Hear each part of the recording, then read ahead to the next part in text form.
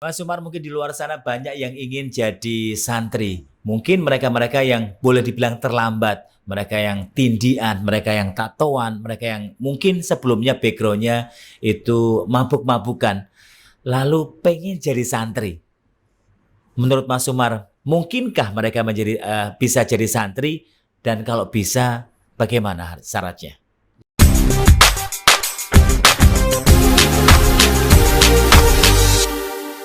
Ya, sebenarnya tidak ada kata terlambat. Jadi siapapun yang kemudian secara amaliyah dia mau melakukan kegiatan-kegiatan amaliyahnya itu bisa mengikuti kiai, bisa mengikuti syariat-syariat Islam, saya pikir juga akan bisa untuk menjadi santri kan. Jadi santri itu tidak harus yang ada di pondok.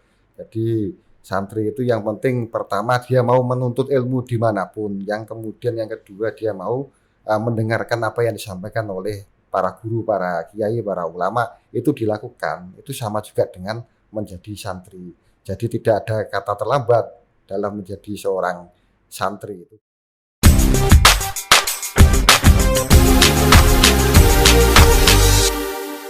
Assalamualaikum warahmatullahi wabarakatuh. Ketemu lagi bersama Blog Media yang menghadirkan blog podcast untuk Anda semuanya.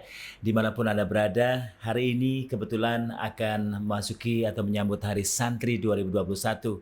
Kami hadirkan satu tema yang tentunya hari ini akan membahas mengenai Hari Santri dan juga temanya Siaga Jiwa Raga.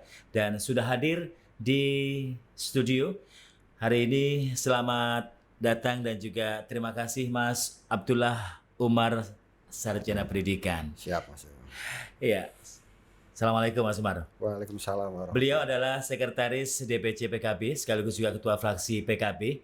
Hari ini bertepatan dengan Hari Santri. Mas Umar ini tentunya sudah banyak menikmati masa-masa menjadi santri dan sampai saat ini mungkin akan berbagi cerita kepada kita semuanya. Dan hari ini kita kebetulan akan mengangkat sebuah tema yang cukup menarik. Dan 22 Oktober kita tahu merupakan sejarah yang cukup panjang bagi Hari Santri dari tahun ke tahun.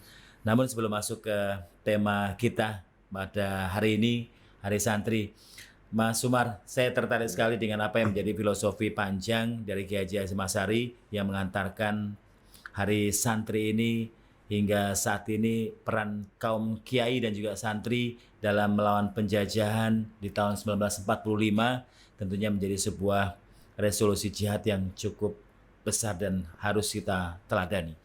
Namun menariknya sebelum masuk ke tema yang lebih wabarakatuh. serius, pada waktu itu, pada masa itu kita tahu bahwa yang berjuang, yang berperang, yang berjihad pada waktu itu bukan hanya para santri tapi juga kiai. Kenapa ya? Mungkin juga ini menarik. Yang di rumah juga penasaran. Kenapa yang diperingati sebagai hari kiai, hari santri, bukan hari kiai? Padahal yang Iya, ikut berjuang pada saat itu ada para kiai juga para di kiai sana. ya. Tentu kita harus kembali kepada filosofi dasar dari santri ya. Santri ini kan netupi derek kiai. Jadi santri itu mengikuti apa yang disampaikan oleh kiai. Jadi seluruh kiai, seluruh ulama pada waktu resolusi jihad itu juga pernah menjadi santri dan terus menjadi santri.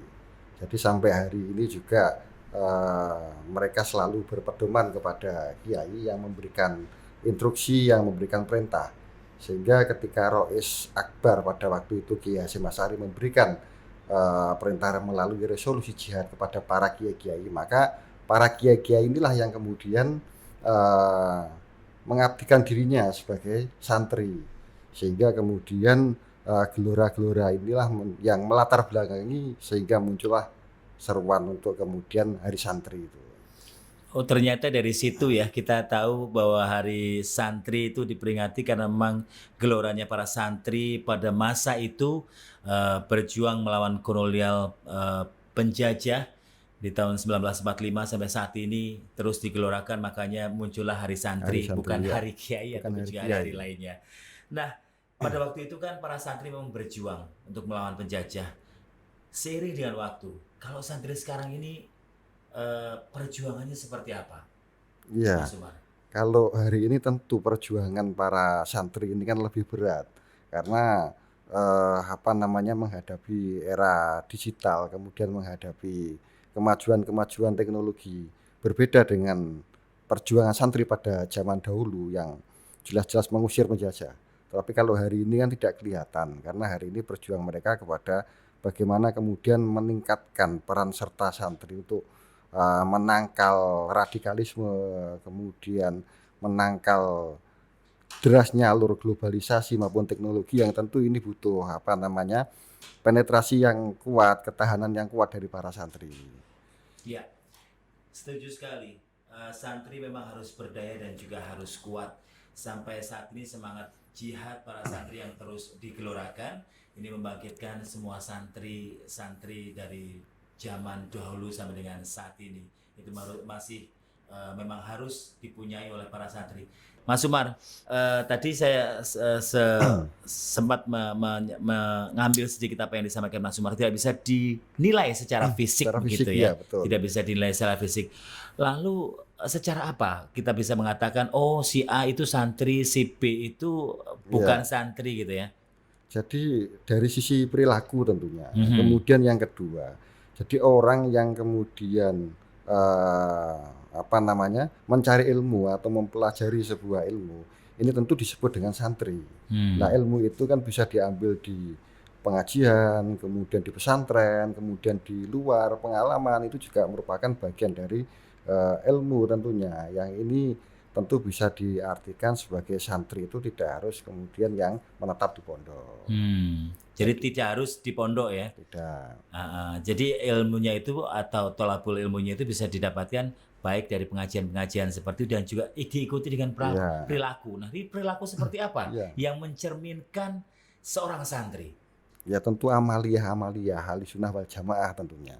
Bahkan Hadratus Syekh Kiai Haji Hasyim Asy'ari juga pernah menyampaikan bahwa siapapun yang memperjuangkan atau membantu NU Nahdlatul Ulama, tentu saya anggap sebagai santri. Dan siapapun yang saya anggap sebagai santri, saya doakan besok masuk ke surga.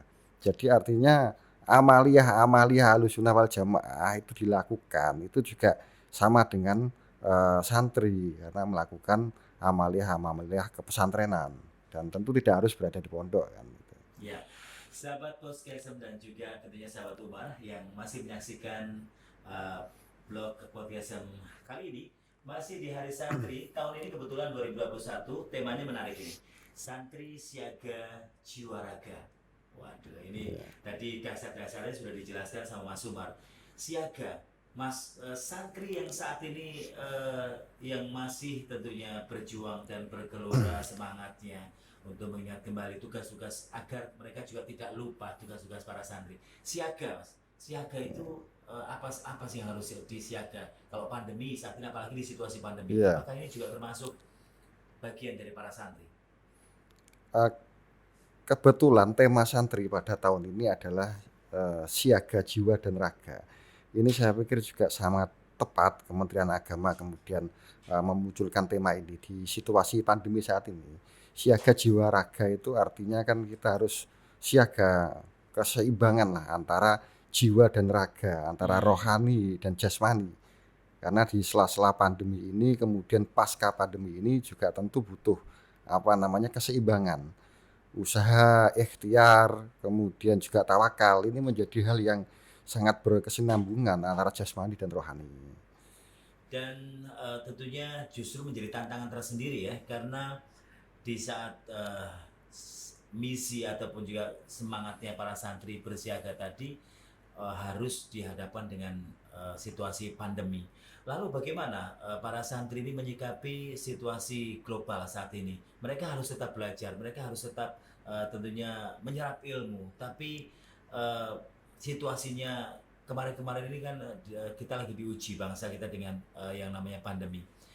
Apakah itu juga mempengaruhi secara psikologis dan juga fisik para santri di tahun-tahun ini, Mas?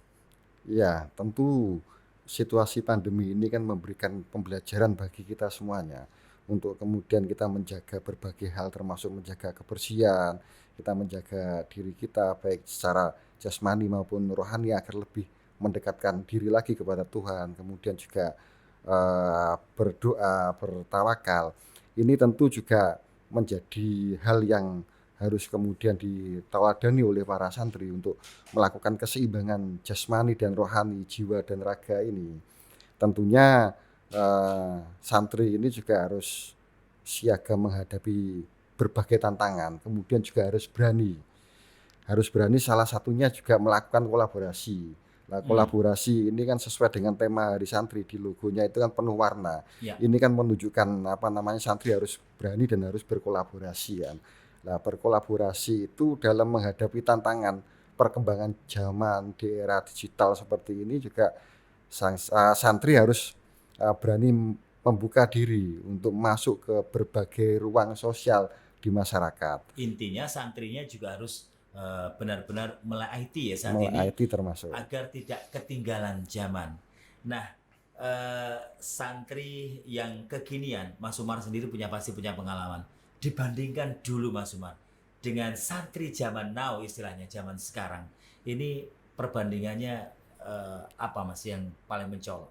Ya tentu berbeda jauh kan dulu dengan sekarang, baik dari sisi keterbukaan informasi, keterbukaan perilaku ini kan juga sangat mempengaruhi karena budaya-budaya barat, budaya-budaya luar itu seiring dengan bertumbuhnya teknologi, maka akan cepat masuk ke Indonesia atau cepat masuk ke sini, sehingga santri harus punya ilmu untuk menangkal itu.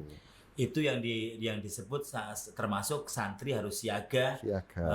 Di saat era-era seperti sekarang ini fasilitasnya sudah semakin mudah ya. Yeah. Mungkin zaman dulu dengan zaman sekarang soal fasilitas pasti jauh sekali. Dan sebenarnya santri ini kan diberikan peluang atau kesempatan yang sama untuk bisa menikmati hal itu, tapi kuncinya santrinya itu memang harus benar-benar mau membuka diri. Kalau misalkan Mas Umar boleh berpesan kepada sahabat-sahabat di rumah ataupun juga para santri yang sedang menyaksikan podcast kali ini, apa nih pesannya Mas Umar untuk para santri di luar sana agar tidak ketinggalan zaman, agar melek IT? Ya, tentu sesuai dengan tema Hari Santri pada tahun 2021 ini, santri harus berani, harus siap untuk berkolaborasi dengan masuk ke ruang sosial masyarakat. Jadi santri juga harus berani untuk kemudian menguasai teknologi, santri juga kemudian harus masuk ke ruang bisnis, kemudian santri juga harus berani terjun di politik dan lain sebagainya. Ini tentu menjadi sebuah tuntutan yang harus dilakukan. Karena sesuai dengan beberapa hal yang disampaikan oleh Kiai Haji Abdul Karim atau yang biasa disebut dengan Mbah Manap, bahwa santri itu harus bisa menjadi paku salah satunya. Dalam arti bisa seperti paku itu ketika terjun di masyarakat, maka harus bisa menyatukan keberagaman, berbagai persoalan, konflik, latar belakang dan lain sebagainya di masyarakat. Ini kan bisa kemudian nanti peran santri ini untuk menjaga keseimbangan di sana.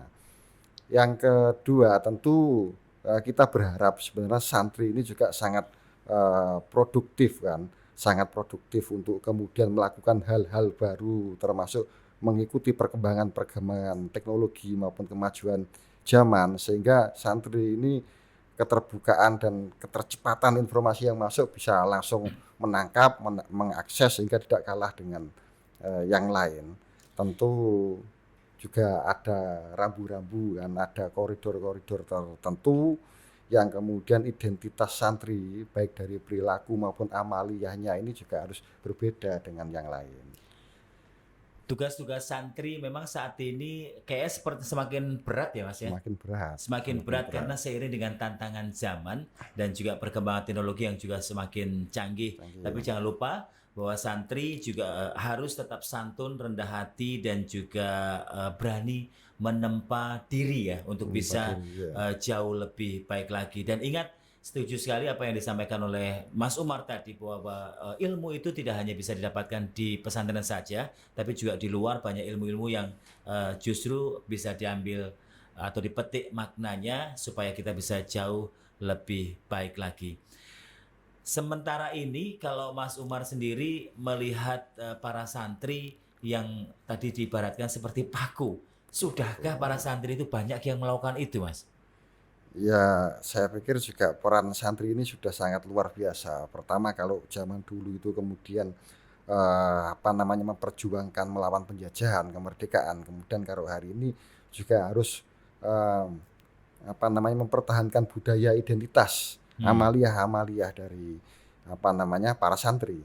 Karena santri itu kan sejatinya kalau kita melihat dari Kamus Besar Bahasa Indonesia, arti kata santri ini kan orang yang, belajar agama Islam, kemudian orang yang beribadah, hmm. dengan sungguh-sungguh, kemudian orang yang soleh, ini kan disebut dengan santri. Santri. Nah, kemudian kalau kita melihat dari, eee, dawuhnya orang-orang sepuh itu kan santri itu harus mengikuti kiai, harus apapun yang diperintah oleh kiai. Ini juga sejalan yang disampaikan oleh Pak Nurholis Majid kan dalam bukunya Bilik-Bilik Pesantren. Beliau menyatakan bahwa santri itu ibaratnya cantrik. Santri itu seperti cantrik. Jadi orang atau murid yang selalu mengikuti gurunya. Dalam arti mengikuti gurunya ini kan seluruh tindak tanduk amaliyahnya, kemudian perintahnya, kemudian ketauladannya selalu diikuti oleh santri. Jadi santri ini bergerak atas dawai kiai. Jadi perlu dicatat sekali lagi harus tetap ikut yang menjadi dawuhnya atau juga panutan dari para kiai ya. Iya. Karena jangan sampai tentunya santri ini melenceng dari pakemnya ataupun yang ada meskipun perkembangan zamannya memang sudah berubah. Oke, terima kasih tentunya untuk sahabat santri dan juga sahabat Umar dimanapun Anda berada. Kalaupun saat ini santri yang sudah berdedikasi dan juga punya banyak keragaman untuk bisa punya pola pikir, ingin menjadi seperti Mas Umar ataupun juga para santri yang sukses di luar sana, mudah-mudahan cita-cita Anda bisa tercapai. Amin, amin. Demikian tentunya ngobrol kita pada kesempatan kali ini dalam rangka Hari Santri 2021. Ingat, temanya Santri Siaga, Jiwa Raga, jiwa yang sehat dan juga raga yang sehat akan bisa melahirkan santri-santri yang hebat. Saya Ju bersama blog Podcastem dan juga Mas Umar mengucapkan terima kasih untuk perhatiannya. Selamat Hari Santri 2021. Terima kasih. Wassalamualaikum warahmatullahi wabarakatuh.